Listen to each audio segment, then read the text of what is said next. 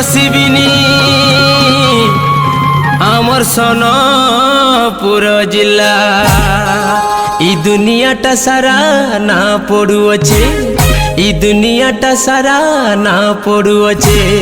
आमरी माटीर कला हो आमरी माटीर कला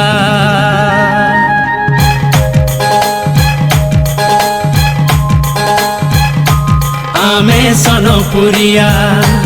आमे सोनपुरिया आमर कथाटा मोहनी दिया आमे सोनपुरिया आमर चालीने महके किया आमे सोनपुरिया हमको धन तुम्हें भूली नहीं पारानो हमको तुम्हें धन भूली नहीं पारानो हमें चालीले महके किया आमे सोनपुरिया आमर कथाटा मोहनी दिया आमे सोनपुरिया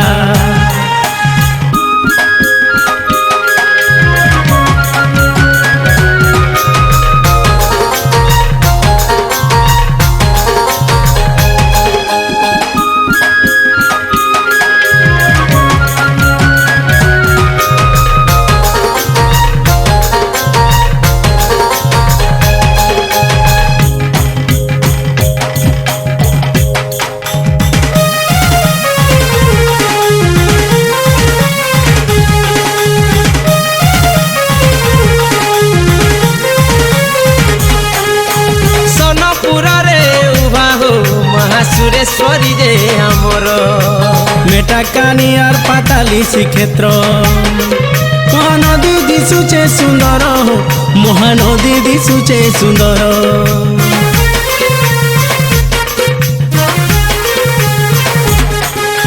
मुरसुणी गान प्रसिद्ध महागजलक्ष्मी पूजा दुनियाटा सारा उड़ुचे ध्वजा बाड़ी खेलो आमर बड़ा मजा हो बाड़ी खेलो आमर बड़ा मजा बाबा रामेश्वर पापक्षय घाट बाबा रामेश्वर पापक्षय घाट देखी देले लागुचे बढ़िया आमे सोनपुरिया आमर कथाटा मोहनी दिया आमे सोनपुरिया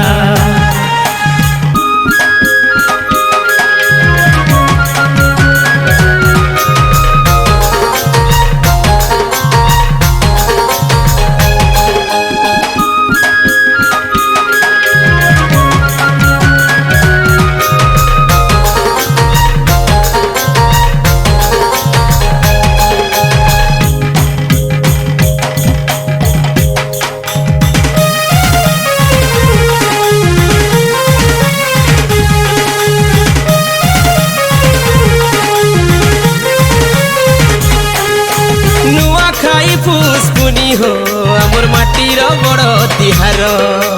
भूली नहीं पार आमर व्यवहार नाच गीत तो आमर कबार हो नाच गीत तो आमर कबार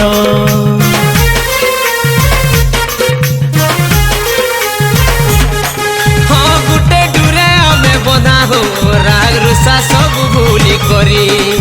सब ठाने आमे है सुगाबारी भापीरती पड़ुचे झरी हो भापीरती पड़ुचे झरी हेंगोटे मारु पूजा डुंगुरी के हेंगोटे मारु पूजा डुंगुरी के देखी हे जीवत छानिया आमे सोनपुरिया आमर कथाटा मोहनी दिया आमे सोनपुरिया आमर कथाटा मोहनी दिया आमे सोनपुरिया आमर चाली न महके किया आमे सोनपुरिया।